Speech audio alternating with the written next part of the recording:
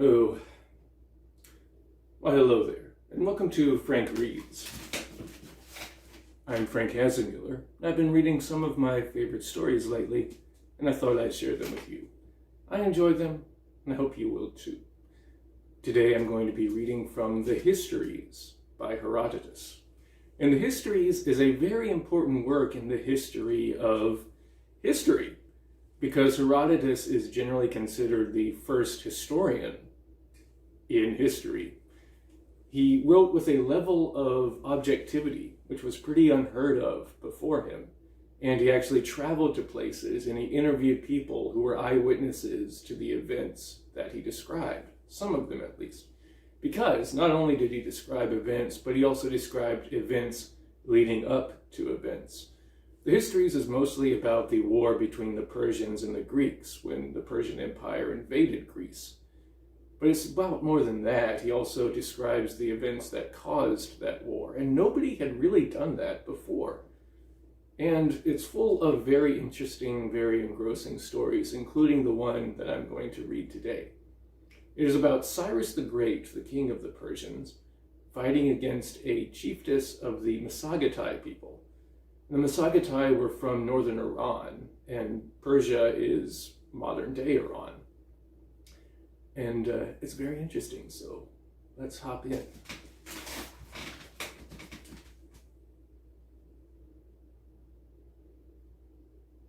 On the west, then, of the sea called Caspian, the Caucasus is the boundary, while towards the east in the rising sun, a plain succeeds limitless in extent to the view.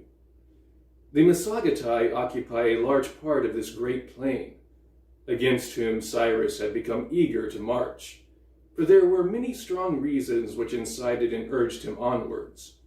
First, the manner of his birth, that is to say, the opinion held of him, that he was more than a mere mortal man, and next, the success which he had met with in his wars. For wherever Cyrus directed his march, it was impossible for that nation to escape.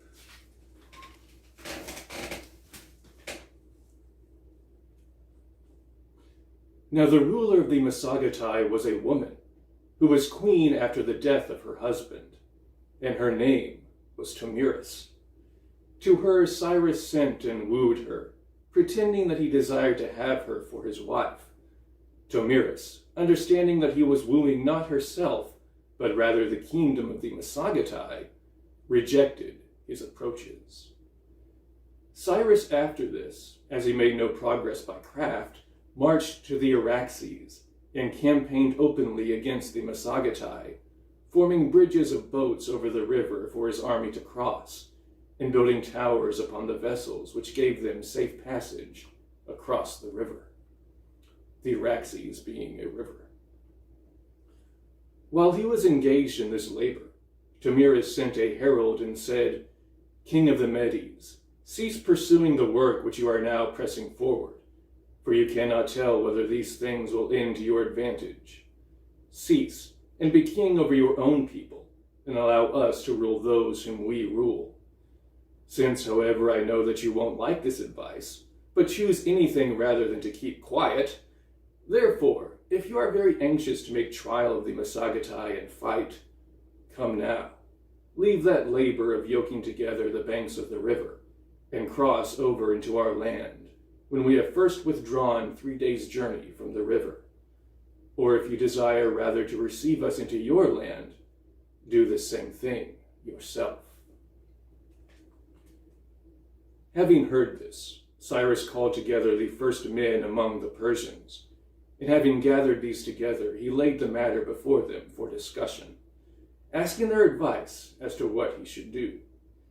Their opinions all agreed, bidding him receive Tomyris and her army into his country. But Croesus the Lydian, being present and finding fault with his opinion, declared an opinion to the contrary, saying, "King, I told you in former times also, that since Zeus has surrendered me to you, I would avert according to my power whatever disaster I might see coming near your house. My sufferings, which have been bitter, have provided lessons in wisdom to me. If you think that you are immortal, and that you command an army which is also immortal, it will be pointless for me to declare my judgment. But if you have realized that you are a mortal man yourself, and command others who are so likewise, then learn this first, that for the affairs of men there is a revolving wheel, and that this in its revolution never permits the same persons always to have good fortune. I therefore now judge the matter laid before us contrary to that of these men. If we shall consent to receive the enemy in our land, this danger faces you. If you are worsted, you will lose in addition all your realm, for it is evident that the Massagetai are victors. They will not turn back and fly, but will march upon the provinces of your realm. And on the other hand, if you shall be the victor, you will not be victor so fully as you should overcome the Massagetai after crossing over into their land, and should pursue them when they fled. For balancing that other scenario I mentioned before, I will set the same again here, and say to you, when you have conquered, we'll march straight against the realm of Tomyris. Moreover, it is a disgrace and not to be endured that Cyrus, the son of Cambyses, should yield to a woman, and so withdraw from her land. Now therefore, I believe we should cross over and go forward from the crossing as far as they go in their retreat, and try to overcome them by doing as follows. The Massagetai, as I am informed, are without experience of Persian good things, and have never enjoyed any great luxuries. Cut up therefore cattle without stint, and prepare the meat, and set out for these men a banquet in our camp. Moreover, provide without stint bowls of unmixed wine and provisions of every kind. And having so done, leave behind the most worthless part of your army, and let the rest begin to retreat from the camp towards the river. If I am not mistaken, they, when they see a quantity of good things, will fall to the feast, and after that it remains for us to display great deeds. These were the conflicting opinions, and Cyrus, abandoning the former opinion and choosing that of Croesus, gave notice to Tomyris to retire, as he was intending to cross over to her. She then proceeded to retire, as she had at first engaged to do, but Cyrus delivered Croesus into the hands of his son Cambyses, to whom he meant to give the kingdom, and gave him charge earnestly to honor him and to treat him well, if the crossing over to attack the Massagetai should not succeed. Having thus charged him and sent these to the land of the Persians, he and his army crossed over the river.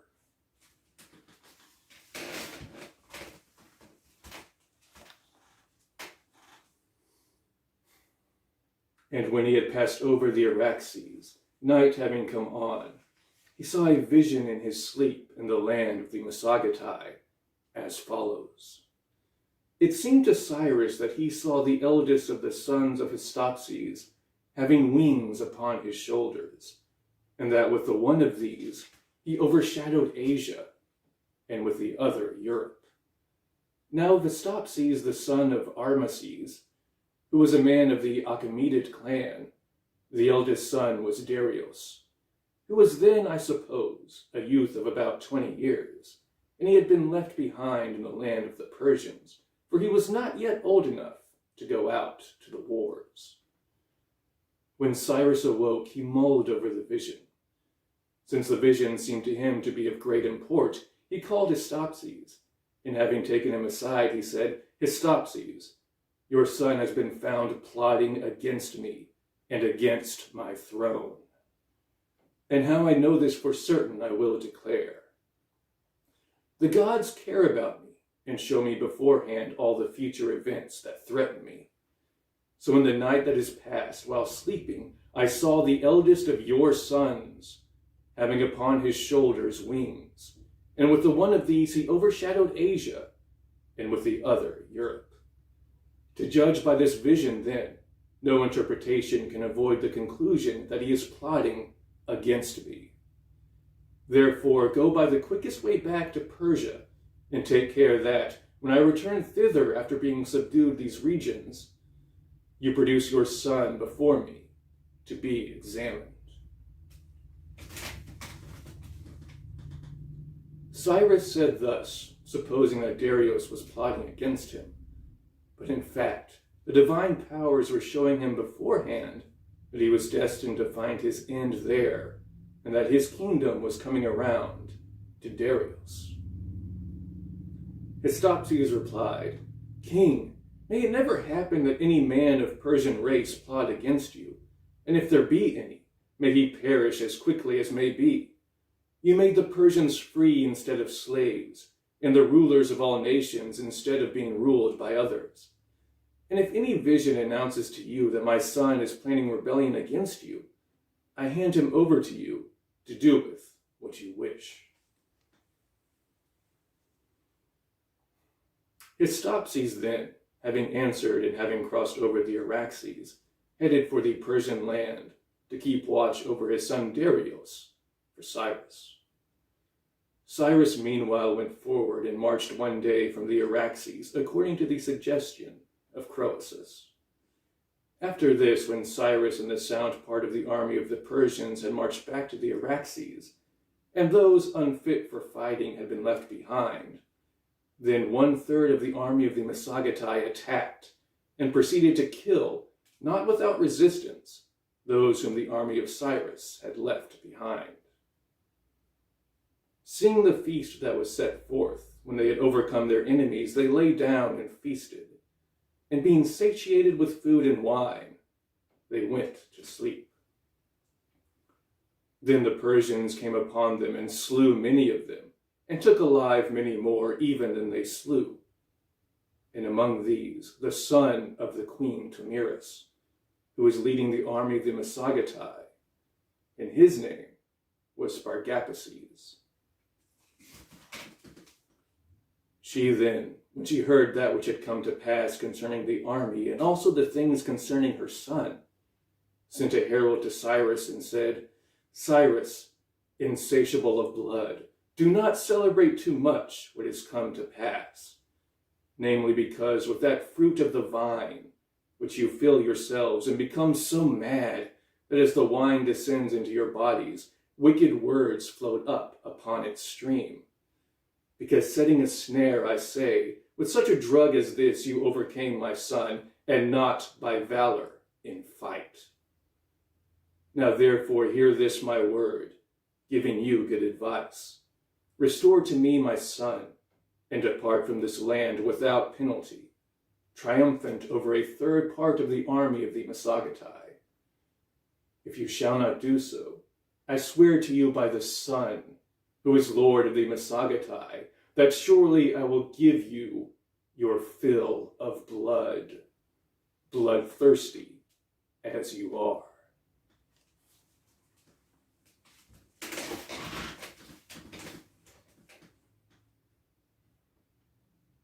These words were reported to him, but Cyrus disregarded them. And the son of the queen Tomyris, Spargapaces, when he sobered up and he realized his plight, entreated Cyrus that he might be loosed from his chains, and gained his request. So soon as his hands were free, he put himself to death. He then ended his life in this manner. But Tomyris, as Cyrus did not listen to her, gathered together all her power and joined battle with Cyrus. This battle I judge to have been the fiercest of all the battles fought by barbarians, and I am informed that it happened thus.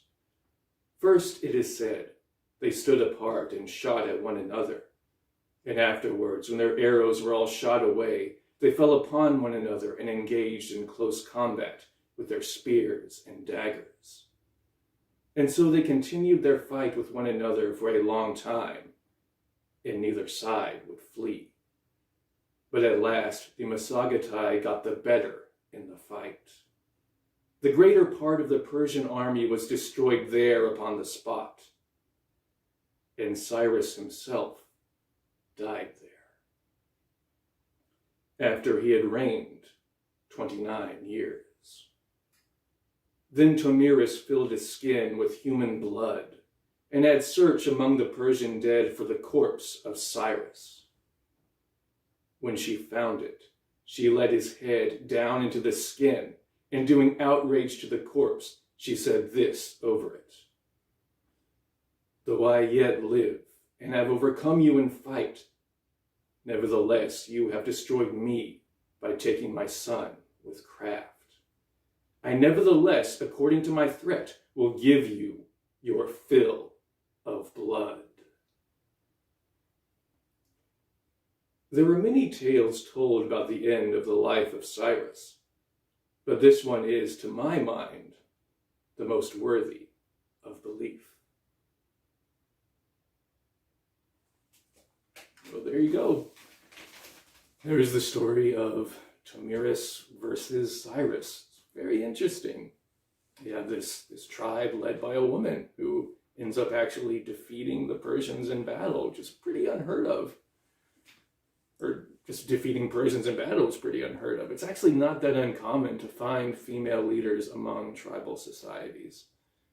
And that goes to show one of the many interesting stories that are in the histories. And you'll also notice that Herotodus said things like, "This is what I was told, this is what people said." There are multiple stories about the death of Cyrus. And it's little touches like that that make him so important in the history of history. And it's that level of objectivity. He was Greek, but he doesn't really portray the Persians as being pure evil like you might expect a Greek to, since the Persians fought against the Greeks. And you'll notice he mentioned the word barbarian.